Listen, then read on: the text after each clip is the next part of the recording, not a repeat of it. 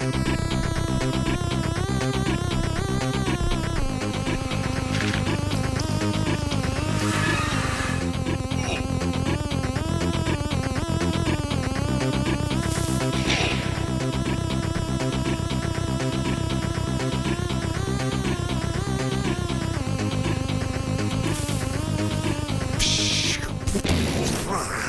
everyone, and welcome to the 10th episode of OMG Craft. My name is Chad Johnson, and I am your host in this show that is only about Minecraft. If you came here expecting to learn how to knit or to sew, make little animals for your grandchildren, that's a different craft show. This is Minecraft. I'm sorry.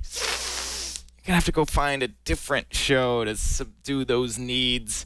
Anyway, if you're here to learn about Minecraft, you are in the right spot. This week, we are going to talk a little bit of snapshot news. We're also going to cover the Nether. Oh, deep, dark, hellish places in Minecraft. And then we have my top 3 picks at the end of the show. Very, very exciting. This week in news, Mojang let out a snapshot. This is getting closer every day to the very scary 1.4 update. Mojang has said in the past that the 1.4 update, for those who don't know, you're running right now on 1.3.2. The 1.4 update should come around Halloween. And in the past, traditionally, Mojang has allowed a sort of gold standard build a week or two before. So we actually expected sort of to get that. We didn't get it. We got another snapshot. But get excited. More updates to Minecraft are coming very soon. So what was in this snapshot? Well, now the anvil is cheaper to make. The anvil was the device that helped you name and combine enchanted items. Also, now bats no longer trigger pressure plates, which is good, because if you happen to be in a cave system that used pressure plates as a trap, your bats could fly down, trip them, and no one would be there. It was kind of a bummer. Also, there is a new feature, and I'm going to show you a screenshot of this. Repeaters can now be locked in a certain state. What I mean by that is repeaters have an on and off state, and you know them because they help transfer your redstone line longer than 15 blocks. But now a repeater can keep its state. It used to be that it would only stay on for around 4 ticks at the most, if that's what you set your repeater to do. But now, if you put a repeater to the side of it, oh man, Mojang went crazy on their blog and did crazy. Here we are. I found the snapshot. So now, if your repeater is sitting next to another repeater, so if you have one repeater going, say, north and south, and the other repeater to the side of that north and south repeater is going east-west, it will lock that repeater in whatever state it's in. So if you look here really closely, you can see that this repeater is locked in an off state. So this redstone line behind it there is powering that repeater, and in a normal situation, that repeater would be on. But because it's locked by that repeater to the side of it, it's not going to turn on. This is really, really exciting because it adds invention to the redstone world. Seth Bling showed off a really, really cool way to use this to create a buffer of yes/no sort of binary decisions down a line. So you could store sort of binary information down a line, which could be really, really, really useful in the future. Also, now you can make your latches and logic gates a little differently. You can use sort of, it ends up being the same logic, but just in a different configuration. Hopefully, the idea is that they can be more compact designs, things like that. And if you were wondering, will this screw up your redstone that you have right now? Good news is that most people don't configure they're redstone repeaters like this, where you have a repeater going straight and then you have another repeater going into it, because that would not actually give you an output that's really desirable. You just have a redstone line that would die. So most redstone contraptions at the moment shouldn't be affected. Of course, this is a snapshot. Snapshots are just the developer builds that Mojang gives to the elite players to check it out, to test, and everything could change in the future. So don't take this as scripture, because all of this can change. Now then, they also released a B update. There's an A and a B update this week, and they did some pretty simple stuff, like they added the server, the client can now ping the server and ask it what version its protocol is. And it will not allow you to connect with servers of mixing protocols, which is really exciting. And then some other bug fixes that people found in the A update. Also, the Xbox edition is getting updated to 1.8.2, and they threw together a nice little trailer here for you guys. Of course, it's going to play after a Bing It On ad. Hey, Screw we're in you. San Francisco. What? You're in San Francisco? Me too. You'd have no idea.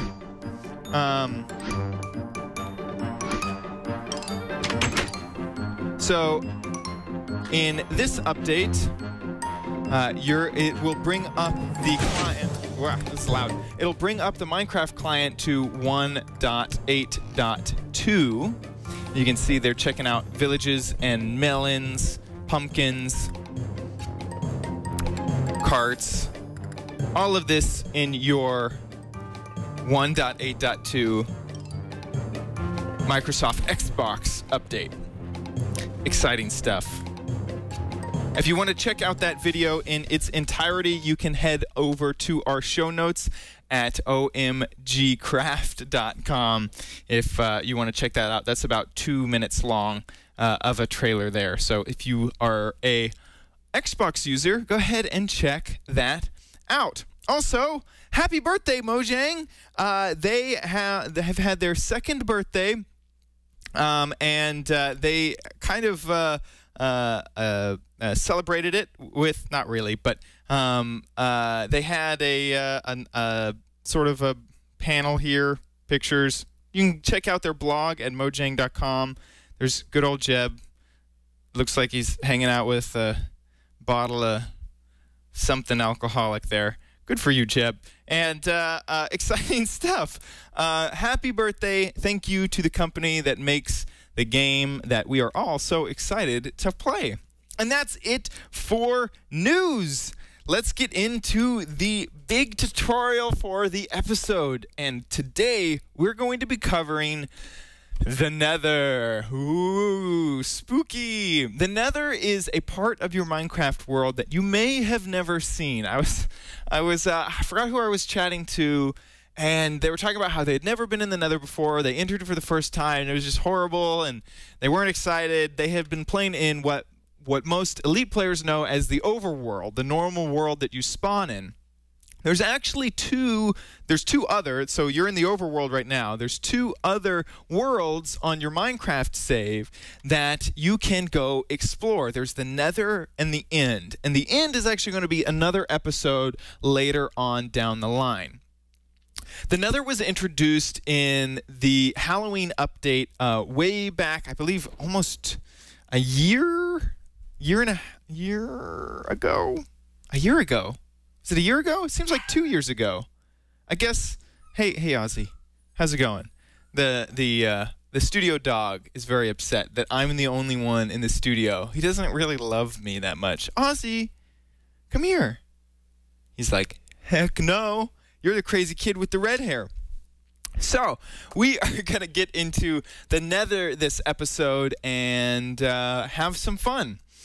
I would like to thank Cheeto for helping create this world. He did almost all of it with some notes by me, so huge thanks to Cheeto for that. And let's go ahead and jump right in. Now, in this, first, let me show you how to create a nether portal. So when you're in the normal overworld, and you can't tell where I am now, but we are in the normal overworld. All you're going to have to do is put down 4 obsidian blocks, 1, 2, 3, 4, just like this, and then 5 tall blocks. And so we're going to go 1, 2, 3, 4. That's the 5th one is down there. Boop, boop, boop, boop, boop, boop. Now then, the next step is to hit this portal that you've created with some flint and steel, and then when you do that, it will create this portal that you can go into. Now, I'd like to point out that if you are being economical, you can get away with making this portal without these edge things. So if you really, really need to save your obsidian because you're not in creative like I am, all you have to do is not use those and just do this outward sort of portal. It is a good idea that when you jump into the nether, and then all you do to get in is jump in, and then your screen's going to go all warbly. Whoa! And I'm actually going to jump out before because I want to give you guys some tips. So it's good to bring bring into the portal some flint and steel, because some mobs will destroy the other portal that you're about ready to jump into. Also, make sure you're armored up. I'm in creative, so I don't have to worry about this. I'm going to go ahead and jump in, and this will teleport me to the second world on this map. Here we are. This is the nether. It's scary. We can already see a lot of the mobs that are in this game. We have zombie pigmen. We have ghasts. We'll get into them a little bit later. Actually, they're really loud. Gosh, you guys are so loud. The nether is for finding other items that are not in the overworld. So you might be like, why the heck would I ever want to come to this scary-looking, creepy place? And the reason is because there are some items in the overworld that aren't that are in the nether that are not in the overworld, like blaze rods, ghast tears, this netherrack stone here, soul sand, and there is a building called a Nether Fortress. So all of those things would be a reason that you would come into the nether. Now, I'm in creative mode, so none of these are attacking me. It's a good thing to point out that these pigmen will not attack unless you attack them first. And when you do attack them, they all know that you've attacked them, and they will all, every single one of them, try to attack you. So be friendly to these guys, because they won't hurt you if you don't hurt them. Ghast, on the other hand, they're just jerks, and just jerks. So here, let me show off some other things that are specific to the nether. First, if you put down a bed in the nether, and I'm going to show this off over here, you are not allowed to sleep in the nether. So if I throw down a bed and then try to sleep in it, boom, it explodes. And that would be enough to really, really damage you, especially if you were not using any sort of armor. Another thing is that the Nether Compass and clock, they just don't work. So you can see them here flipping out. They're just kind of moving all around. They're not really doing anything. Neither of these are useful. They just don't do anything in the nether. And then same thing with the map.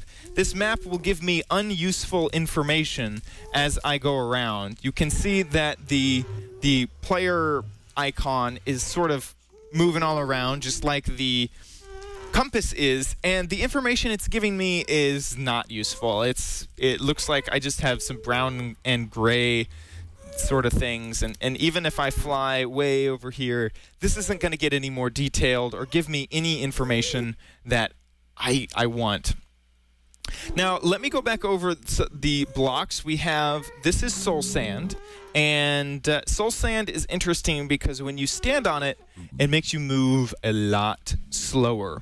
Over there, you can see the start of a nether fortress, and that is nether brick, nether brick, and we have netherrack.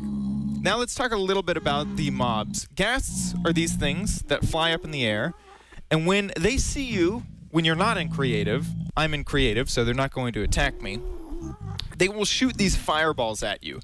And before, when I mentioned that you should probably keep some flint and steel on you, let me show you what's going to happen if I turn off my game mode. Oop. One. Wait, here. Oh, so there he goes. He's firing at me. And if he hits this nether portal with his fireball in the correct dimension, come on. Aw, he's lost interest. It will actually turn the nether portal off. And the only way that you can turn it back on is to come back over here with a flint and steel and smack the portal so that it will be usable again. So you can find yourself trapped in the nether. Not so fun. Let me go ahead and switch my game mode so that I don't... Oops.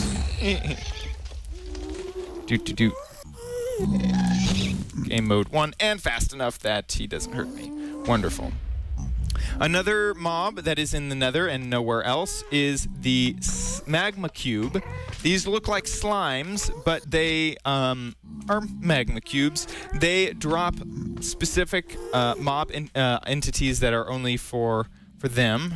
Boop, boop. I'm going to kind of kill some. There you go. Now, let's get into a place that if you decide to go into the nether, you will probably need to find. You'll need to find one of these Nether Fortresses. This Nether Fortress is just a naturally occurring. We didn't build this. We just found it. And the things that you're going to find in here are nether wart, which will be useful to you later when creating potions. And we're going to actually get into a little bit of potion stuff in a bit. Actually, I'm going to go first show you where nether wart would be found. Nether wart spawns in these next to these stair-like things. So this right here is nether wart. It only grows on top of soul sand, and these ones right here are harvestable. So I'm actually going to switch my game mode back to that. Let's get rid of some of this crap and harvest some of this nether wart. There we go. And then it plants just like normal plants, and this is used in making potions for later. Boop, boop, boop. In fact, it is the base for all potions, but we're going to get into that a little bit later. And you can also harvest all these blocks if you need. That is nether fence. This is nether stairs that we're looking at. All of these things are only specific to the nether, so especially if you wanted to decorate or something like that. So let's go back and try to find where I was going before. We're getting a little bit laggy. I'm going to protect myself with game mode 1. And the other thing is glowstone. So glowstone, which you can see over this ledge right here, is only found in the nether. By the way, if you want a fun drinking game, drink every time I say the word nether, and you'll get pretty blitzed off a Diet Coke or whatever you're drinking at the moment. So this glowstone will illuminate light just like torches, but it is some people think a lot more appealing. It can also be used to make redstone lamps. Really exciting stuff. And this is a non-renewable resource, so it's when you use it up, it doesn't grow back, and there isn't a ton of it in the world. Now let me show you what you probably are looking for, and that is this, a blaze spawner. You can see that blaze in there kind of going crazy. Let me switch game modes again so that hopefully we can spawn some of these guys. There we are. Now that we've spawned them, let me be a noob and freak out. So these blazes, when killed, will give you blaze rods. Blaze rods are really useful. In fact, they are required for potions. Also, they are required to beat the game at the end to use them to create Ender eyes of Ender, to find the Ender Dragon and the End Portal, and then to light up the End Portal at the very end. So there are these spawners, and these are the only places that you can find the spawners, is in the nether here. Now these will continue to create blazes forever because of this spawner. And so what most really pro users will do is they will create what's called a grinder around one of these spawners. And you can go ahead and look on YouTube or whatever to find a grinder that suits your purposes. And what it'll do is it'll push these mobs into a space that is easy to kill them. And then you can harvest all the blaze rods that you want in a safe environment. The thing is that it is dangerous to do that. You can see that they're all firing at me even though I'm game moded. And they sound really crazy when you hit them. Boom, boom, boom. And of course, hitting them with this nether wart really isn't as effective. You'd probably want to come in here with, say, a sword or something. And there we go. I got a blaze rod. And those will be used a lot whenever you are in the nether. So that is a kind of a quick look at the nether. When you go in, a few more things to remember is that water evaporates. So if you're thinking, dude, I'm going to be the smartest person ever. I saw how much lava was in the nether. I'm going to bring a bucket, throw it down, jump in it, whatever I get on lava. Yeah, it doesn't work that way. You put it down, it evaporates. Some also fun trivia is that the nether is called hell. The original idea was that there would be a hell land that you would go join. They renamed it nether, and some of the base files of Minecraft still refer back to the fact that it was named hell at one point. And then yeah, that's about it. Don't get too scared. Of course, you need to find obsidian and have some flint and steel to create that portal.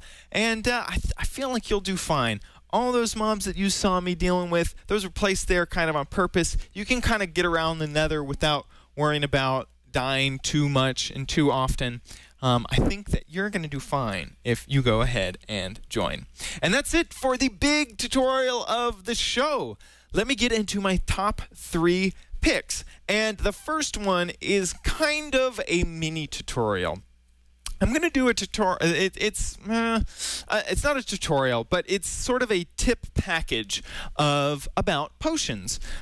The main reason you'd want to go into the nether is, as I said, to find those blaze rods. You can use those blaze rods to create a brewing stand, and that brewing stand is what you need to create potions. So I'm going to get into potions in a further episode in a lot more detail. There's a lot of ingredients. There's a lot of things that they can be useful for, and there's a lot of ways to make that experience easier. And also other things like the recipe for making that brewing stand. What I'd suggest at the moment is, if you already know what I'm talking about, head on over to the Minecraft wiki, and there are some really useful tips over there. One is this potion chart, which shows all of the things that you would need to do these ingredients. So as I was saying earlier, nether wart is really useful in making potions, and you can see that it's sort of the base for all of these other potions here. Oops, sorry about that. For all of these potions on this top side, all of them need nether wart. So you're going to have to go into the nether to get that sort of thing. So what I'd like to show you is a little tip with splash potions specifically. To make a splash potion is really easy. You take your potion that you've already created and then add gunpowder to it. When you add gunpowder, the actual shape of the potion is going to change. And it's going to change from the normal sort of, let me jump over here, to the normal potion-looking bottle to these sort of curved handled sort of bottles. So let's just grab a splash potion of swiftness and fire resistance. And these splash potions are useful because it's instant. Let me also grab a potion of strength. And I can show you, let me also get away from these guys. They're kind of loud and annoying. So you can hear all the nether sounds. So if I was to use this potion of, what is it? Strength, I'd left click and drink it. I'm drinking a few because I'm in creative. But the normal time is that. So it takes about, I would say, 5 3/4 of a second to drink a whole potion to maybe a full second. And if you're running away from something and you try to drink, it slows you down, which is not really useful. So what people have used instead of that is splash potions, and I have a few here. Their effect is instantaneous. You can throw it on the ground and it will help you out. Here is my tip for splash potions. If you want the full effect, you can see that I got fire resistance for 5 minutes here. If you want the full effect, you actually need to aim for your head.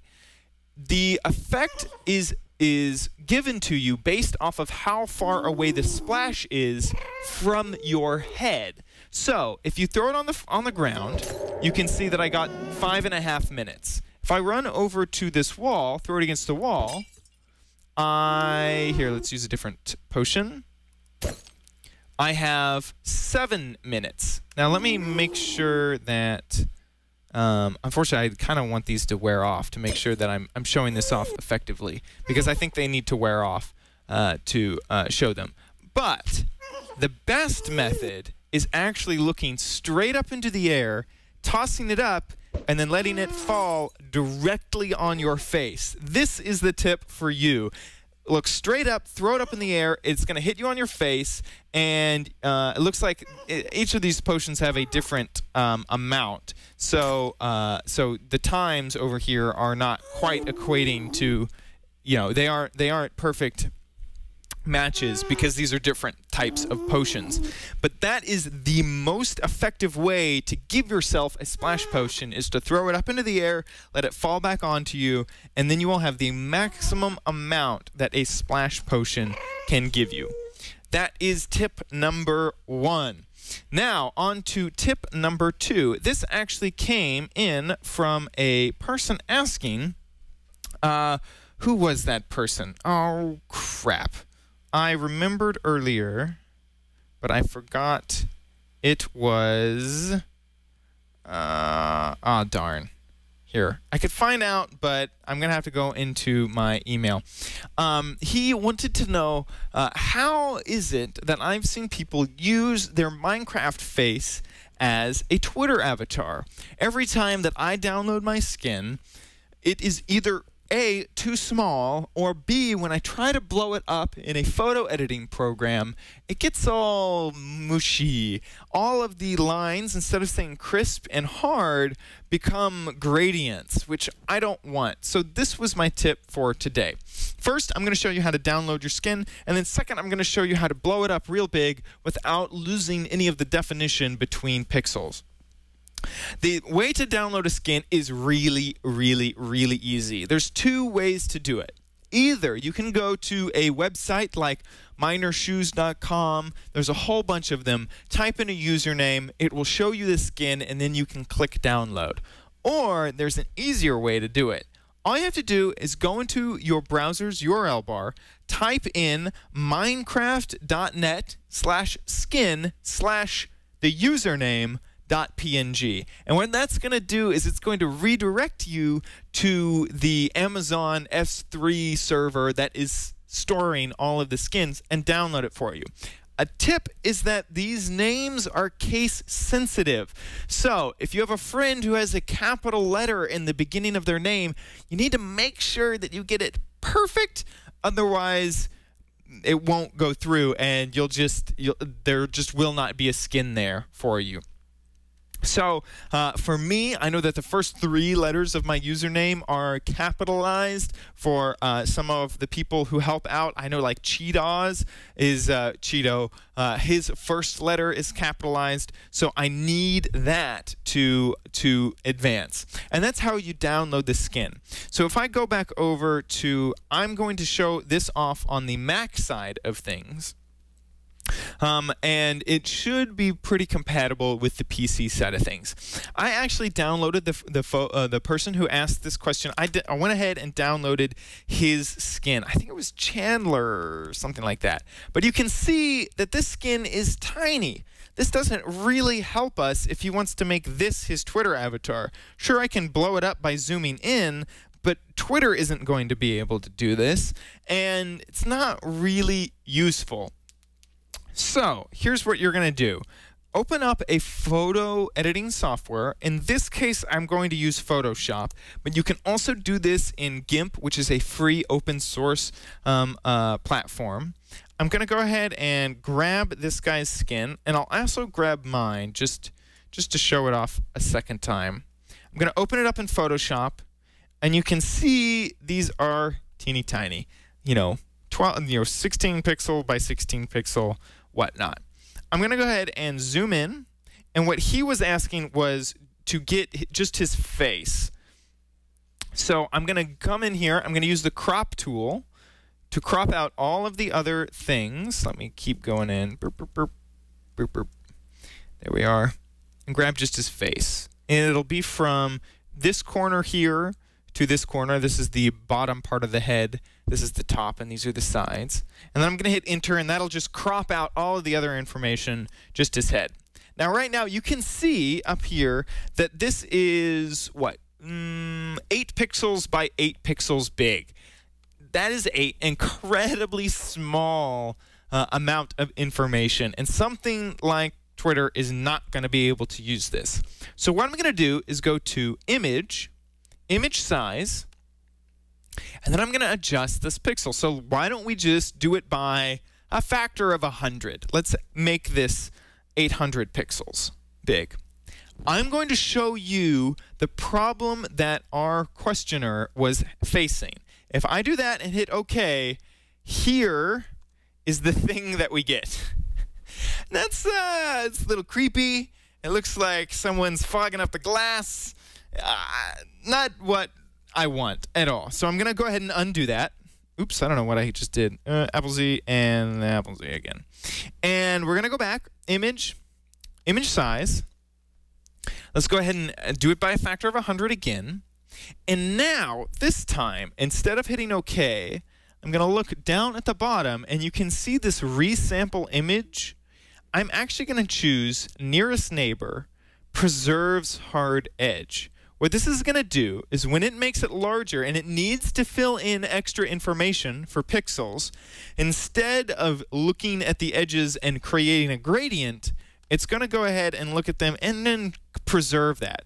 So now, if you look, I have an 800 by 800 version of this character's head perfectly rendered. And this works with just about anything. The reason that I'm suggesting this sort of solution over, say, a website that does this is how you would make it for yourself, no matter how large you want it. So we're going to do this one last time, and this time we are going to go crazy. I want my Minecraft head on the side of a building, and so that means that I need to make it, let's say, 16,000 pixels. Let's just do that. So 16 and 3 zeros. That's going to be a huge file. Hit OK. My computer's going to freak out. And, of course, I didn't do it right because I'm trying to host a show and not think while I'm doing it. Let's do it again. 16,000 pixels. Get rid of the dash. Come down here, preserve hard edges, hit OK. Computer's going to think about it, and there we go. If I actually go up to view actual pixels, it's going to get really big here. I think I'm somewhere lost in my hair. Looks like this is an eye, maybe, somewhere. There's an iris. That's the side of my head. You can make this as large as you want. There may be websites that can do this for you, but this is going to give you the exact control that you want. And this service is available in other services like GIMP. All you need to do is look for that resample image drop down or option and have it preserve those hard edges. Now, on to number 3. We just did a show about texture packs, and so we got in some extra feedback, and I wanted to highlight a texture pack. This is a 64 by 64 high definition, and well, higher definition than your normal Minecraft texture pack, and this is called Dragon Dance Cartoon. And let me go ahead and jump on into here. Go ahead and select it. and click done. Gives you guys some audio, and then I'm going to go into my single player world that I have for texture packs. And here we go. I like this texture pack a lot. In fact, one of my favorite things is the ore. You can see here that the gold ore kind of has this golden key stuck in it. And then same thing with the, here, let me switch my game mode. One. And let me get to that. You can, every once in a while, you'll get a piece of iron ore with a, there we go, with a, what is that thing? Sword in it. I really like the ore color. And this is the blocks, gold blocks, diamond blocks, and iron blocks. The mobs all actually look just about the same. They are all pretty much standard guys. Redstone is this squiggly line that kind of connects together. These are your turning points. I was actually like, are those repeaters? That's kind of freaking me out. Here are, I love the pistons. These are the pistons. They have these ram heads. I'm going to turn down the rain. Why does it always rain when I'm doing a show? Seriously. We got brick over here. We have mossy cobblestone. We have some rail. This is powered rail. Here's a cart. Cart has the normal texture. This is obsidian. We have a few images. Here is a furnace, crafting table, bed, the enchanting table and ender chest are the same, and then I love the chest. It has this leather sort of top to it. And that's about it. I just thought that I really, really enjoyed this texture pack, and I hope you'll do it too. I hope you'll enjoy this texture pack. And the water is also really nice. It just kind of looks bubbly and fresh. Kind of cool. Oh, there's sand and some dirt. Hooray.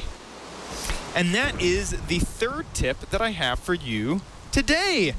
And that about wraps up the show. It's kind of a short one. I hope you enjoyed it all the same. If there's something that you are confused, that you are frustrated, that you just can't figure out, or that you want to know more in depth, shoot me an email at mail@omgcraft.com. I will see it. I may respond to it personally. I'll definitely read it, and we can cover it in a future episode. If you want to show off something, like say a tip that you found, or you want the world to know maybe your Minecraft creation, your adventure map, go on over and submit it to our Reddit. And of course, if you need links to any of the social media stuff that we do, if you want to follow the show on Google+, Twitter, on all those things, you can head over to omgcraft.net, and there are links to all of those services.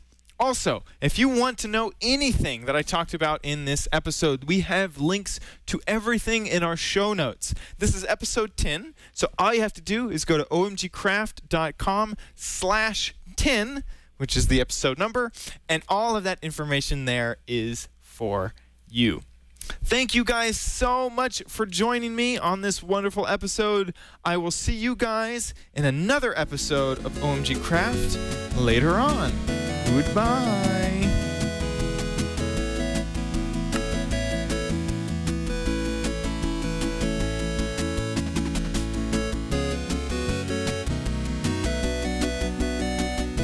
Confirm when you reach pinnacle of altitude-ness.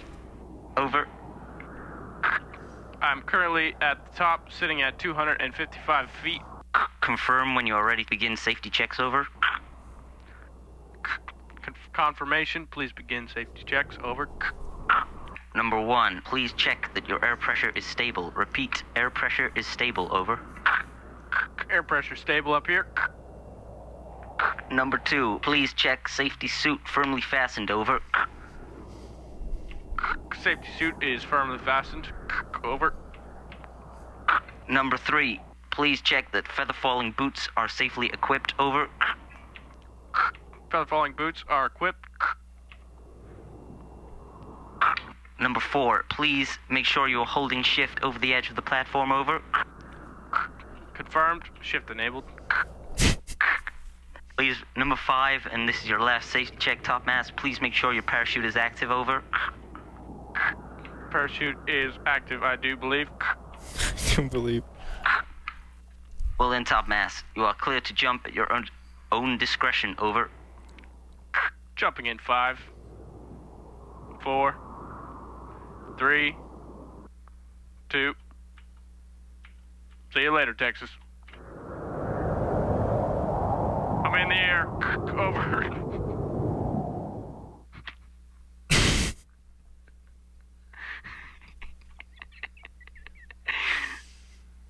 I seem to be dead. It seems over.